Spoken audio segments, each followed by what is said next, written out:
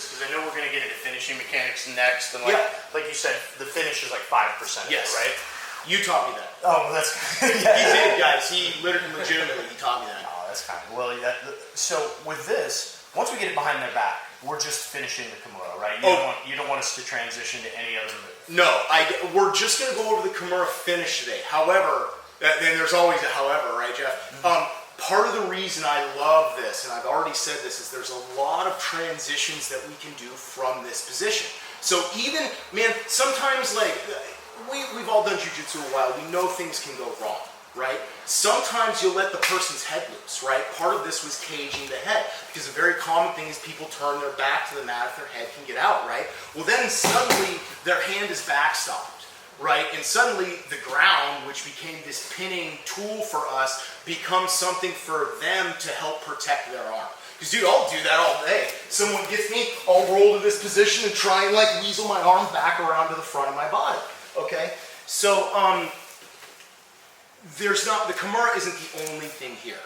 And so to give a little bit of a highlight, if I get this and say Cody gets his head out that way, okay, I will scoop here and take the back.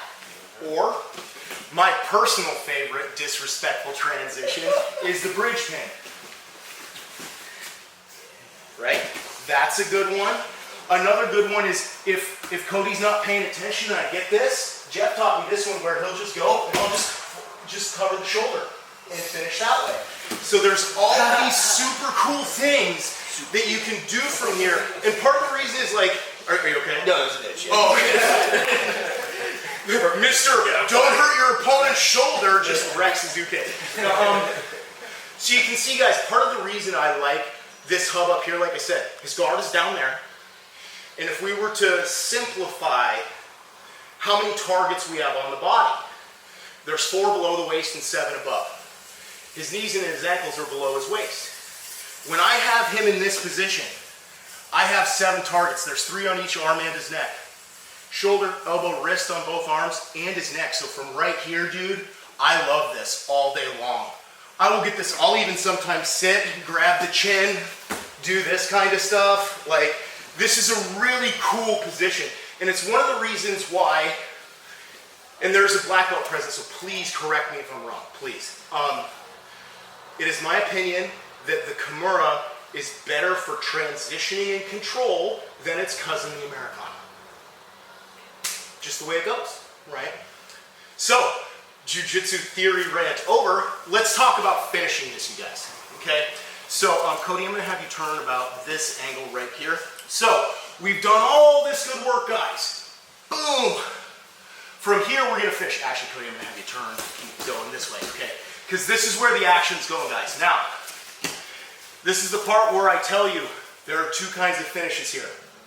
There is one that is done with respect and control that helps your partner stay your friend and your training partner. The other rearranges his physiology. Okay?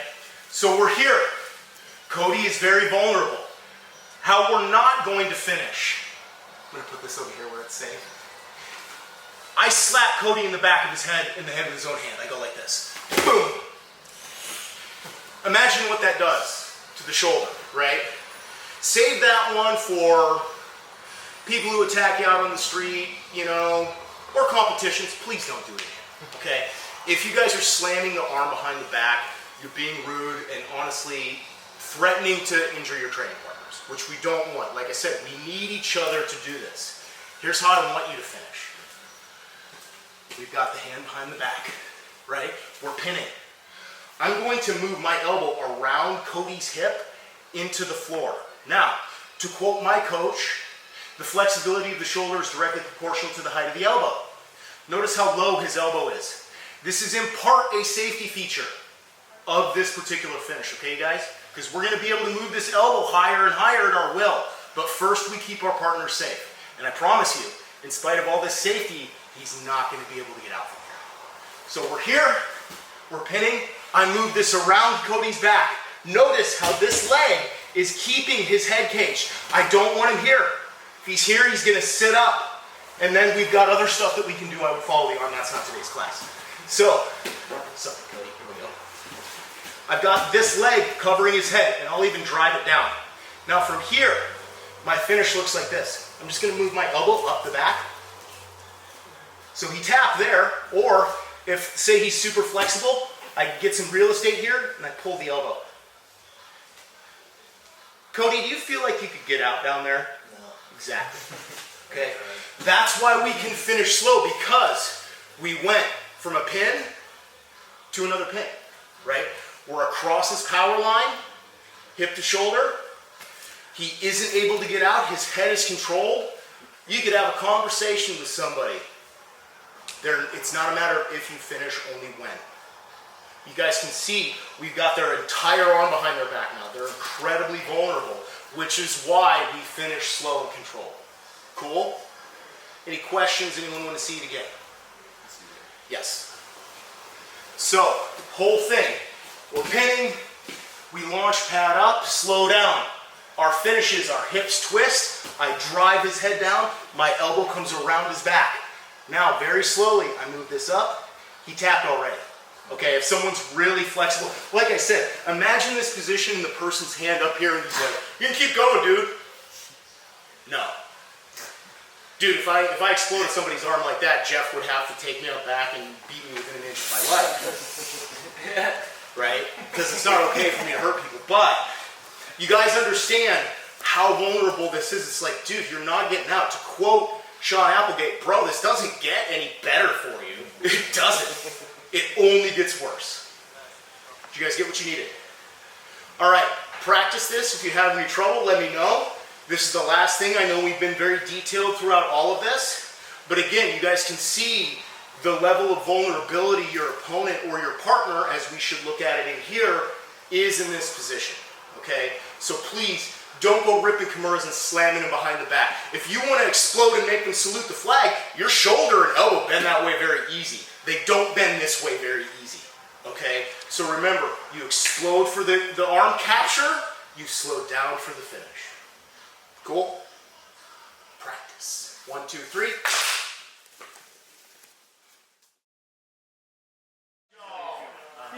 Let's bring it on in. Do we have any questions on this? Okay, so just as a note, the finishing mechanics that we use for this, bringing the elbow over the back, dropping the hips, I will finish my kimuras when I'm just in like 100 kilos position from this, not necessarily when the person's up on their side, but the finish is basically the same, okay? And part of the reason for that is that if I'm just in this kind of north-south position, I'll do it on this side, and say I've got this and my foot over his head, you can see that it's the same position. I can lift his back up off the mat all day and finish from here. So, regardless of how I get into my kimura position and how I get the hand behind the back or to the mat, the finishing mechanics will remain the same. I pin the head, I trap the arm behind the back, and I take the elbow home. Okay? I want to thank you all for being very careful with each other's shoulders today. You guys can feel that there's a tremendous amount of torque on the arm. And like I said, if you get somebody here, it's not a matter of if, only when. And they can be stubborn, and if they want to get broken, don't break them. Okay? Do your best to be respectful to your partners in here. But man, if you're outside this academy, if you're in a competition, or somebody decides to be a fool, grip and rip, baby. Slap them in the back of their head with their own hand. And whatever happens to their arm after that, not a problem. But anyways, good job, you guys. Any questions? You guys want to do some grapples? Let's do some grapples. I do want to add just one small thing and then ask one question. The one small thing, there's a flip side to what Jesse is talking about. We don't want to break our toys, right? And we need training partners in order to get better at jiu-jitsu. So what Jesse's saying about don't hurt your buddy, perfect. There is a reflexive side of that social contract too, which is if you know you cannot escape and submission is inevitable, tap earlier than you think you need to.